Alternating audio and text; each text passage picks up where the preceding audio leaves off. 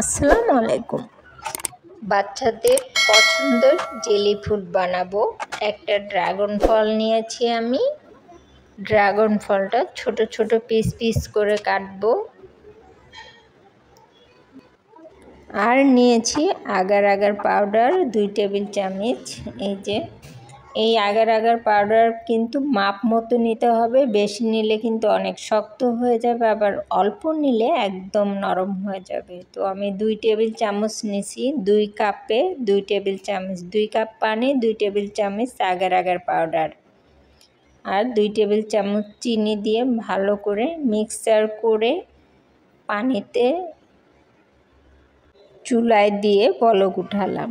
একটা বলকই দিতে হবে, বেশি জ্বালানো যাবে না। তো হয়ে গেছে। এখন আমি ছোট কাপগুলাতে ঢেলে দিব। দিয়ে ড্রাগন ফ্রুটটা দিয়ে দেব উপর দিয়ে। এবার আমার ঢালা শেষ। এর ভিতর দিয়ে তিনটা করে দিয়ে দিলাম সবগুলার ভিতরে। এবার এটা 5 মিনিট পরে এটা শক্ত হয়ে যাবে। পরে আপনি ছুরির সাহায্যে এটা উঠাবেন।